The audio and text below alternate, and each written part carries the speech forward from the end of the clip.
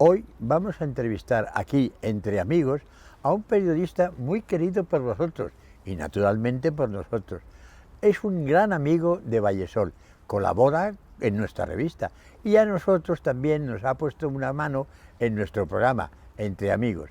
Es periodista, escritor y presentador. Hoy charlaremos con Ramón Sánchez Ocaña.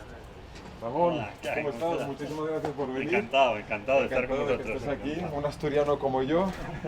Bienvenido. Hola. Ay, buenas tardes, encantado de conocerte. Me llamo Luis. Hombre, yo Ramón. Encantado. Pues vamos para adentro, te voy a decir dónde nos tenemos que sentar. Muy bien. Vamos para allá.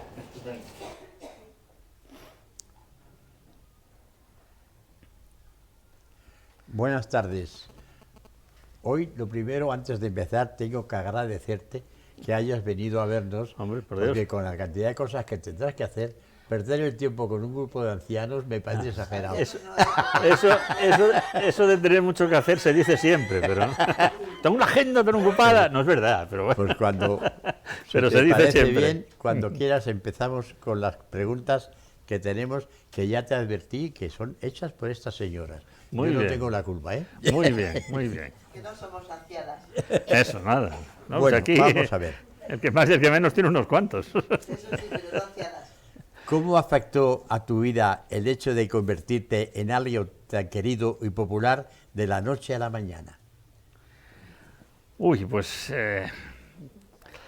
en principio tengo que decir que el salir por la pantalla de televisión para un periodista es una casualidad o una anécdota. Es decir, uno es periodista y por distintas circunstancias resulta que un día sales en pantalla y por distintas circunstancias resulta que sí, que al cuarto día te conocen por la calle.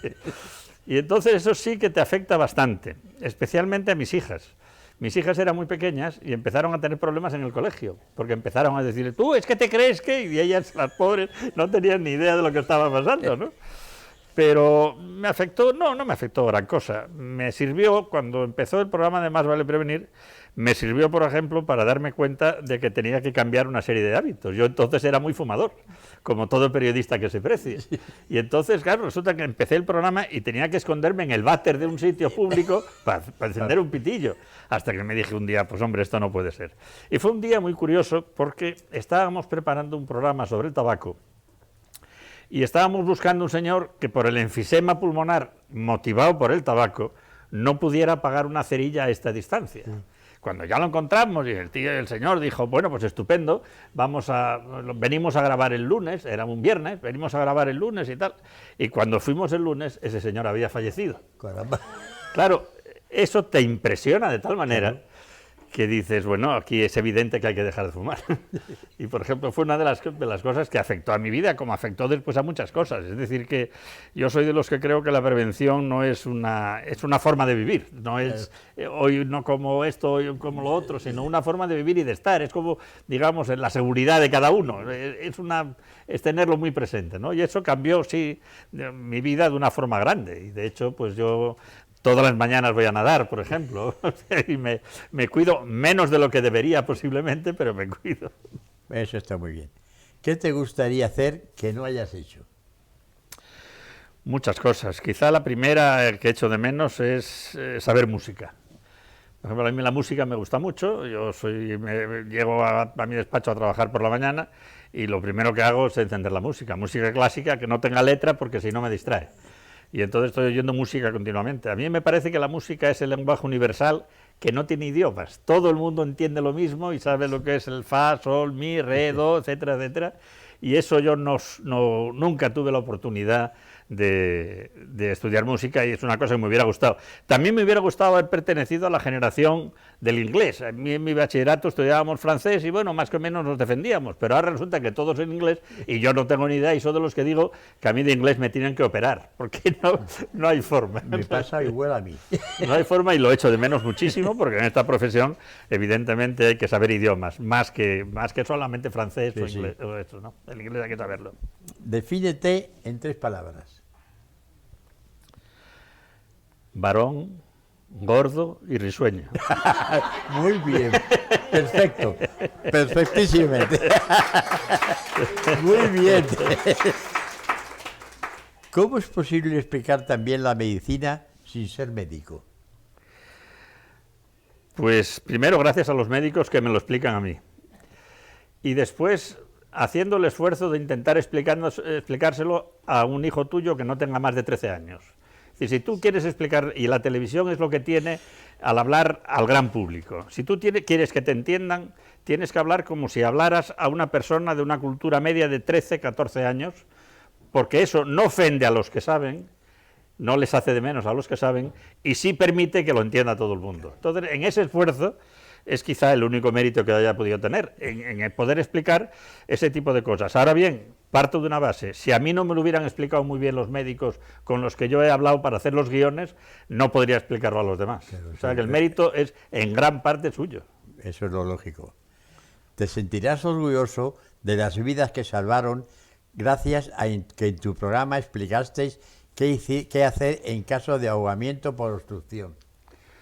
Pues sí, muy orgulloso. Y creo que una persona que estuvo aquí, no, estoy seguro, una persona que estuvo aquí, que se llamaba Juanjo Menéndez, que era actor, su hija me llamó porque había salvado la vida gracias a que había visto el programa de atragantarse, que nosotros lo hicimos después de la muerte de Luisa Sala, claro, la actriz aquella que fue la que se ahogó. Con una, sí. Y después un vecino de casa subió, era el tercero y subió al cuarto a decirme que gracias a que había visto el programa había salvado a su mujer que se había atragantado. Claro. Últimamente mi mujer le pasó que estábamos en Barcelona con una parienta política, digamos, una señora ya mayor, que se atragantó y estaba en la sala de espera de un hospital, lleno de médicos, en la sala de espera no, en el bar de un hospital lleno de médicos, y nadie supo hacer nada, excepto que mi mujer inmediatamente se levantó, hizo la maniobra de Heimlich, y aquella señora se salvó.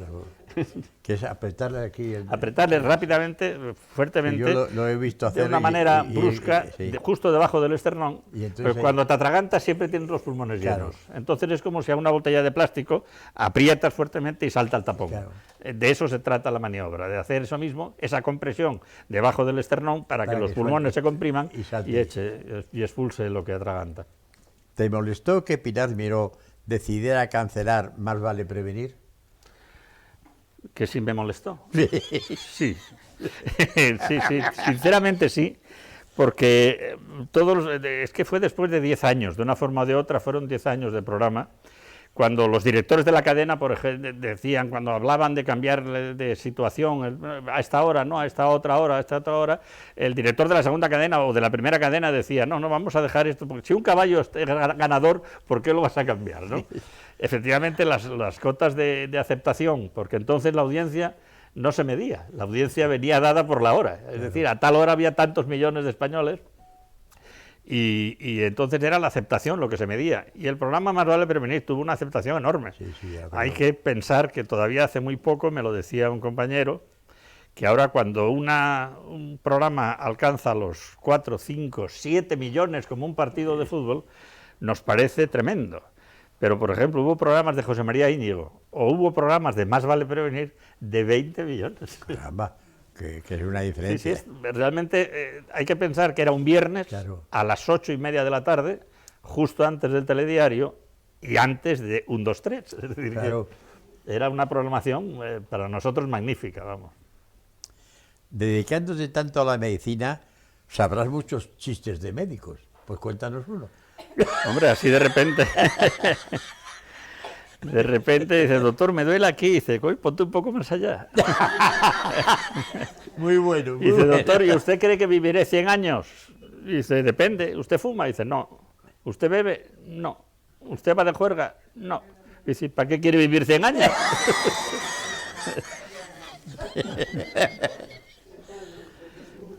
Te has dedicado a la escritura, al periodismo de investigación y a la presentación.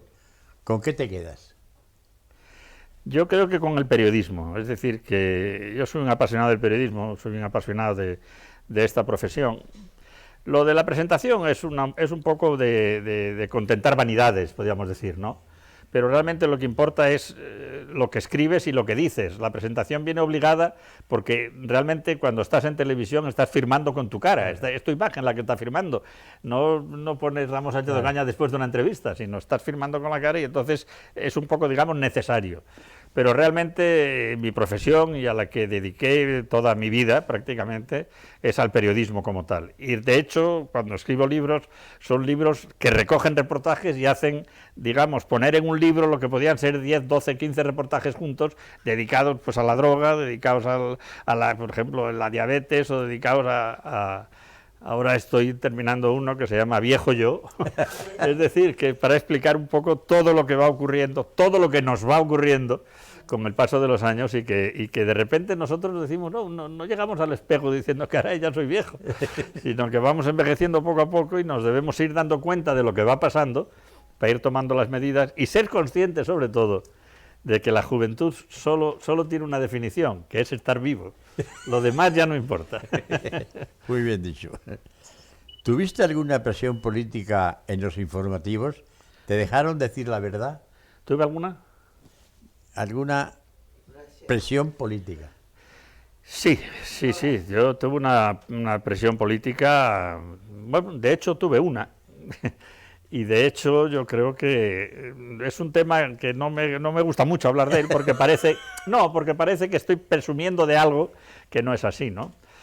Pero yo era director de Telediario y me marché de Televisión Española, me di de baja yo de Televisión Española, y porque afortunadamente estaba trabajando en otro sitio y mis hijas podían seguir yendo al colegio, pero dejando de ganar una cantidad importante de dinero, yo dejé la televisión precisamente el momento más grave, yo creo que el más grave que hemos pasado los que tenemos esta edad, que es el día de las penas de muerte, de las últimas ejecuciones, que fue tremendo por cómo se motivó y cómo se gestó aquello, y cómo se pretendía que nosotros desde el Telediario dictáramos a los corresponsales un pedazo de la crónica, para que en la crónica que ellos mandaban hubiera ese pedazo concreto, porque hubo una reacción contra España que quizá no nos dimos mucha cuenta, porque precisamente la televisión estaba controlada. Pero realmente fue una situación muy dura, muy extraña, y claro, por ejemplo, yo decía, yo soy periodista y yo esto no lo puedo consentir, con lo cual yo me voy y tal. Y recuerdo perfectamente que poco antes, en aquellos días del 25 de septiembre del 75, nosotros hicimos una especie de sociedad de redacción, en los que hacíamos el Telediario, y yo fui al director, como director del Telediario, fui al director de informativos a decir, mira, los comunicados oficiales no los vamos a leer ninguno de nosotros, ponernos a un locutor que su profesión es leer lo que le dan, con lo cual no hay ningún problema para nadie. Y fue un actor y locutor que estuvo mucho tiempo, que ustedes recordarán que se llamaba Tello Zurro, de pelo muy blanco, y este fue el que le encargaron de hacer estas cosas. Pero realmente fue una situación dura, y yo me fui para casa y me mandaron el motorista diciendo que por falta grave y no acudir al Telediario. Concretamente, la frase del director de televisión fue: Ramón, necesitamos tu sonrisa en el Telediario de esta noche. Y claro, yo no estaba para sonrisas, evidentemente. Pero en fin, no me gusta mucho hablar de ello porque parece que es ponerse una medalla o quitarse una medalla, depende de la postura de cada uno, ¿no? Pero a mí no me gusta hablar de eso porque ya pasó y ya afortunadamente no hubo ninguna reacción. Lo dejamos y luego yo pude volver a colaborar con televisión, cosa que en principio no me permitían, pero yo dejé televisión el septiembre del 75, entonces entré en el diario El País, y poco después, en el 77, ya volví a hacer un programa de ciencia en la segunda cadena, que se llamaba Horizontes, y ya muy bien, ya no hubo ningún problema. De no haberte dedicado a la divulgación científica, ¿qué otra rama del periodismo te hubiese gustado ejercer?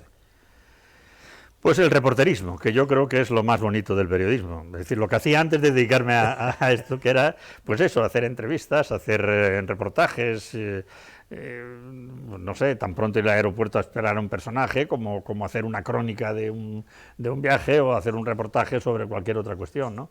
El reporterismo es lo más bonito del periodismo. Lo que pasa es que te condenan, en cuanto lo haces un poco bien, te condenan a ser un poco de jefe de reporteros, con lo cual dejas de ser reportero y te tienes que encargar de que los otros lo hagan bien. Y luego si lo haces bien te nombran redactor jefe, te meten en una vitrina a corregir titulares de los demás, con lo cual es un peñazo que no hay que lo aguante. Y excuso decirte, si llegas a director, entonces es muchísimo peor. ¿A quién te hubiese gustado entrevistar? Uy, a mucha gente, a mucha gente. A lo largo, si miramos a lo largo de la historia, pues todos los personajes históricos. Pero, por ejemplo, me hubiera gustado mucho entrevistar a Oriana Fallaci, que fue una periodista italiana vamos, que fue la primera que habló y le cayeron encima todos los palos. Murió hace 10 años, ¿eh? Y le cayeron encima todos los palos cuando habló del problema del islamismo y cómo el islamismo iba tomando poco a poco Europa pues me parece un personaje interesantísimo, pero hay muchos personajes en la historia que me hubiera encantado entrevistar, muchísimos. Pero ahora, por la dedicación que yo tengo, pues dedicado a la divulgación, quizá me atraen más los personajes científicos, los que han descubierto cosas importantes, a pesar de que he conocido a muchos premios Nobel y he podido entrevistar a muchos premios Nobel, o sea que en esa parte ya también la tengo cubierta. ¿Qué opinión te merece el periodismo actual en televisión? ¿Qué opinas de que reconocidos periodistas se dediquen a los realities? Bueno, yo creo que hay que distinguir. No, sí, me parece perfecta. La pregunta me parece perfecta. Y ya sabes lo que yo suelo decir, que no hay preguntas indiscretas, sino respuestas que no se deben dar. O sea que si meto la pata es culpa mía y no de la pregunta. Pues lo primero que había que decir es que a mí el periodismo en televisión me parece muy bien. Pero, y aquí está el pero, hay que llamar periodismo a lo que es periodismo. Exacto. Es decir, no vale la telebasura, no vale todo para tener audiencia, no debería estar permitido que valiera todo para tener audiencia. Hubo una época, cuando empezó la Academia de Televisión, bueno, antes, bastante antes, Jesús Hermida, Martín Ferrán, todos los de mi época y mi grupo, porque yo pertenecía a aquel grupo, empezábamos a discutir sobre la posibilidad de patrocinar y hacer las televisiones privadas. Y yo les decía, y ellos también lo comprendían, dice que las televisiones privadas van a ir a por la audiencia. Y la audiencia solo se consigue con violencia o con sexo. Sí. Y esto es la realidad, lo estamos viendo. Sí, ahora también se consigue con cotilleos a lo bestia, que en el fondo lo que están es ocultando un sexo distinto, sí, pero vamos, en el fondo es así. Y yo creo que no vale todo. Y el problema está en que estamos confundiendo las tertulias de Sálvame con el periodismo. Eso no es periodismo. Estamos confundiendo también los propios periodistas el comentario político, porque parece que hay una serie de periodistas que los que nosotros llamamos, los que no estamos en las tertulias, los llamamos los todólogos, los que saben de todo. Y claro, no es posible saber de todo.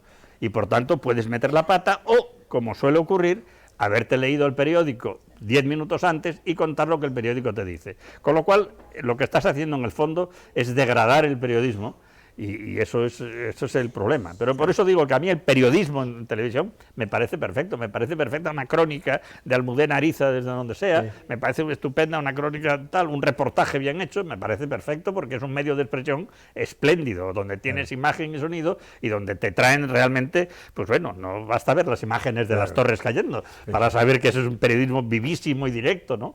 Pero ese periodismo me parece perfecto. El otro, lo que no es periodismo y además se viste de periodismo, no solo traiciona a la televisión, sino que traiciona al propio periodismo. Exactamente, tienes razón. No vale todo por la audiencia. ¿Cómo valoras que hoy día se le dé más importancia al físico y a la imagen en televisión más que la experiencia?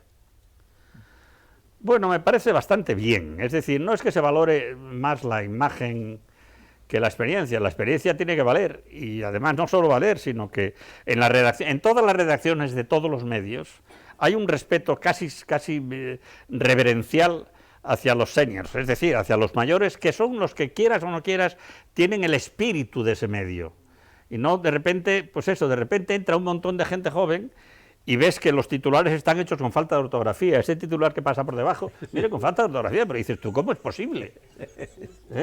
O como decía ayer una periodista de cierta talla, decía, pues Rita Barberá, de motu propia, ¿pero qué es esta burrada? Primero poner el de y después decir propia, pero es que son unas cosas, ¿verdad? O eso que han oído siempre, detrás mía. Mía o mío es un posesivo, no es de lugar, detrás de mí, que no tiene nada que ver. Son una serie de errores que los comete la gente joven. ¿Por qué? Pues porque creen que en la televisión se puede hablar como en la calle, y no es así. no es así. Pero bueno, yo entiendo también que hay que renovar las caras. Sí. Cuando cambia, y esto lo vivimos nosotros en una época, cuando cambia el director general, pues cambian todos los telediarios para que se note que llegó. Sí. Y entonces, lo primero que hace para que se note que se cambia un telediario es cambiarle a los presentadores, claro. Conservando siempre a Ana Blanco, que lo hace muy bien. Que lo hace muy bien y es muy buena. Pero es así, los cambios se han ido produciendo, y entonces dices, no, pues gente más joven, que tenga tal. Y la experiencia que quede, que yo creo que eso hay que respetarlo, que quede, pues eso, para organizar, para ver cómo se hace una escaleta, qué es lo primero que tiene que medirse en un telediario. Yo creo que si alguien, no digo de mi edad, pero alguien con experiencia grande hiciera hoy un telediario, no se convertiría en una crónica de sucesos, que es lo que está ocurriendo. Un telediario hoy es una crónica de sucesos. Y bueno, a mí qué me importa que un señor se muera en Indonesia. Es verdad, o sea, hay cosas mucho más importantes, sí, y sobre todo mucho más cercanas, que es una de los baremos de una noticia, que te afecte o que sea cercano. Claro. ¿Qué películas te gustan? Películas muchas, pero sobre todo te diría las buenas. Pero películas me gustan muchas, no sé, yo últimamente pues que haya visto así. Vi Julieta de Almodóvar, que no me pareció una gran película. Tengo la reverencia por las películas de siempre, ¿no? De Ciudadano Kane, claro, Casablanca, tal cosas. Es que pero me gustan muchas películas. A mí el cine me entretiene mucho y creo que es una forma de cultura magnífica, vamos. ¿Te has planteado edad de jubilación? No, pero por muchas razones. No porque no te ganas de descansar, sino porque a mí trabajar me gusta. Yo disfruto trabajando, afortunadamente. Tengo una profesión que me encanta, que no me pesa nada el trabajo y por tanto prescindir de ella no me apetece. Tengo la enorme suerte también de que soy mi propio jefe, soy autónomo, con lo cual, pues yo el puente me lo organizo de martes a viernes y así no tengo atascos en la carretera y trabajo de viernes a lunes, o sea que no tengo el más mínimo problema en ese sentido. Las redes sociales me permiten trabajar, pues eso, estoy dos meses en Asturias, pues desde allí sigo trabajando, y lo cual me satisface mucho. Y hay otra razón de peso, que si yo me jubilara ahora tendría una pensión que me parece que de 700 euros, porque, con lo cual tampoco me interesa. Tampoco es para... Ahora viene una pregunta importante. A ver. ¿Te gustaría vivir en una residencia? Pues depende. No, depende. Yo lo pienso muchas veces, ¿eh? Todo depende del entorno. Me refiero al entorno particular. Es decir, todo depende si estás solo, si no tienes el entorno que querrías tener. Yo tengo una hija en Barcelona, tengo otras dos aquí, pero si estuviera solo, pues a lo mejor una residencia es la forma de no sentirte solo, de sentirte acompañado, de sentirse cuidado en un momento determinado que lo necesitas, porque tenemos que ser conscientes de eso. Estoy totalmente de acuerdo contigo. Yo el otro día en la entrevista que le hacía a este señor, que yo creo que es, cuando se hable de la geriatría, y lo digo en la entrada, cuando se hable de la geriatría en España, habrá que hablar de este doctor, Rivera Casado, del doctor Rivera Casado, que es el geriatra por excelencia y el que ha hecho del Departamento de Geriatría del Hospital Clínico una maravilla. Pues decía que residencia, y citaba concretamente a Vallesol, decía que realmente ya no es la idea aquella que se tiene de la residencia, sino todo lo contrario. Es un sitio donde se puede estar muy a gusto, donde se puede estar muy bien, siempre pues dentro de unas necesidades. El que tenga una casa con una familia, hombre, evidentemente no va a venir a una residencia porque quiere, pero depende mucho del entorno, depende mucho de lo que tengas alrededor. Exactamente. ¿Llevas cafeína en el bolsillo por precaución o por necesidad? Pues la llevo por precaución y la llevo, no es broma. La llevo porque, y además en más de una ocasión, todavía hacía yo más vale prevenir, es decir, que hace ya unos años había un regidor del estudio que había tenido 2 o 3 infartos y estaba por ahí, siempre estaba agobiado porque claro, los estudios en televisión hay gente que tiene un estrés pues como el entrenador de fútbol, mucho más que los jugadores en sí mismos, ¿no? Y entonces yo desde entonces la llevo. Otra razón es porque tuve en su momento determinado un susto cardíaco, que no llegó al infarto ni mucho menos, pero por si acaso, me dijeron pues llévala por si acaso y si lo tomas, y ahí lo tengo y la renuevo de vez en cuando porque va caducando y afortunadamente sin usar. Bueno, ya la última. ¿Tu mayor afición? Mi mayor afición es la música y el mus. Y el mus. Y el mus. A mí jugar al mus me parece que es el mus me parece un invento magnífico. Me gusta mucho jugar al mus. Me gustan mucho los toros, también. Y lo que pasa es que ya voy menos, porque yo era abonado a los toros, me resulta ya la plaza muy incómoda. Se está muy incómodo y además es de los pocos sitios en donde le dejan a un señor fumar un puro aquí delante. Claro. Y eso es desesperante. Yo recuerdo una vez, y le cuento, aunque no les parezca feo lo que le voy a decir, pero un día estaba José Luis Cole en los toros y estaba un señor fumando un puro y le dijo: señor, ¿se da usted cuenta que está usted expulsando un aire maloliente por un agujero de su cuerpo? ¿Qué le pasa a usted que tuvo con Rodríguez de la Fuente? Pasarme nada, tener una amistad muy estrecha con Rodríguez de la Fuente, porque además coincidía que toda mi familia es de dentistas y él era dentista, aunque parezca lo contrario, aunque no se sepa, él hizo la carrera de odontología y éramos muy amigos y nos reíamos mucho los dos, precisamente porque las audiencias estaban siempre o Félix Rodríguez de la Fuente o Más vale prevenir. Pero con él tuve siempre una relación muy cordial y de mucha admiración por mi parte, porque Rodríguez de la Fuente era un individuo que yo recuerdo en una cena, por ejemplo, de unos cuantos, y además era una cena de peleteros, y cuando Rodríguez de la Fuente cogía la palabra, embelesaba a todo el mundo, porque era una cultura al servicio de una facilidad de palabra alucinante, verdaderamente llamativa. Sí, sí. Es un personaje, yo sentí mucho cómo murió, sentí mucho su muerte, evidentemente. Buenas tardes, don Ramón. Yo quería decirle que tendría muchísimas preguntas que hacerle porque todavía recuerdo su programa y algunas las he olvidado o las he dejado de hacer y me gustaría preguntar, pero como no quiero ser egoísta y hay más señoras, lo único que sí me otorgo el derecho a decirle que en nombre de mi generación y en el mío propio le agradezco tanta cultura como nos hizo llegar a tener tan fácilmente, ¿cómo le diría yo? Sin estudiarla, sin poner los codos, gracias a usted y su modo de enseñar, aprendimos a alimentar a nuestros hijos e incluso a nuestro marido y nosotros mismos, por sus clases la forma como tenía usted de explicar la gastronomía, todo lo que del aparato digestivo, todo lo que deberíamos, lo que no deberíamos hacer para que nuestro cuerpo funcionara mejor. Y como no quiero ser pesada, le doy 1000 gracias en nombre de mi generación y la mía propia. Y yo decía, hombre, lo ideal, el gran ideal sería que la gente supiera lo suficiente de esta medicina como para que fuera el médico solo cuando fuera verdaderamente necesario. Esa sería la meta, vamos, porque además eso permitiría tener una mejor medicina, una mejor asistencia, menos colapso en las urgencias, en fin, permitiría, que eso es lo que haría falta, tener una cultura sanitaria suficiente como para eso, como para ir al médico solo cuando realmente hiciera falta. Le agradezco mucho sus palabras. Muchas gracias, don Ramón. Yo he sido un hombre enamorado de Ramón Sánchez de hace muchos años, porque como médico he envidiado una cosa siempre, porque cuando usted nació, yo ya tenía el bachiller aprobado en Zaragoza, en el año 42. Y entonces yo me hice médico y vez que veía las maneras que tenía de exponer con esa difícil facilidad con que usted presenta las cosas, nos tenía a los médicos enamorados. Todos queríamos ser Ramón Sánchez Ocaña. Y entonces la pregunta es la siguiente.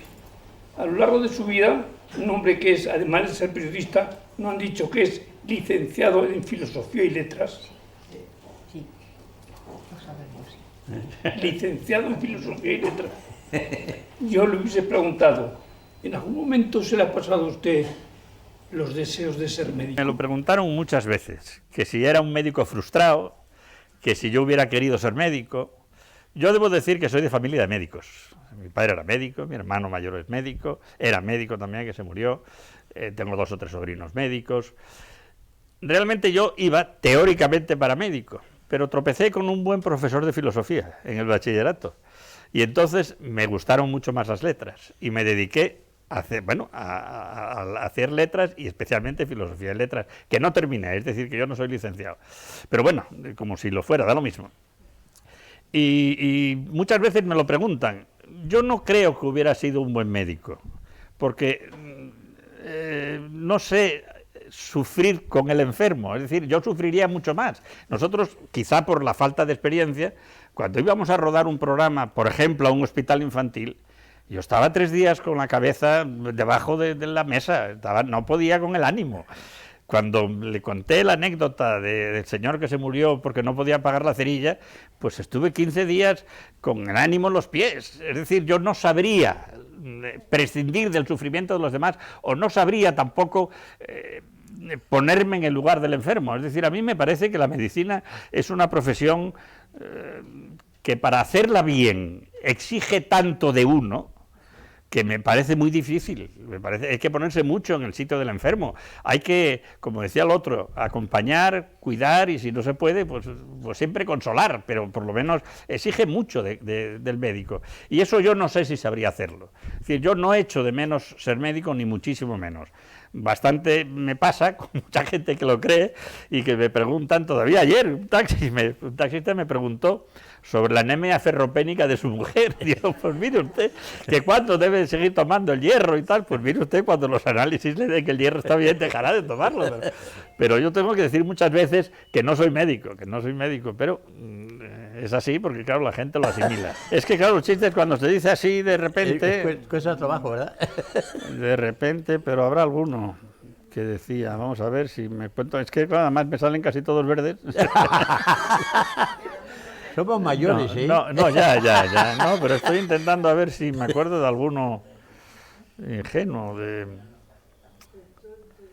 No me acuerdo, si ahora no me salen así de golpe, no me acuerdo.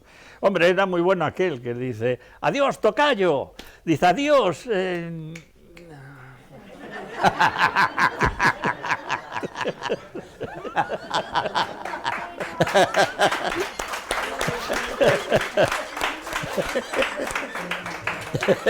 Dice, y el otro día fui al rastro y me compré una lámpara de esas, como la de Aladino, oye, y estaba muy oxidada y empecé a limpiarla.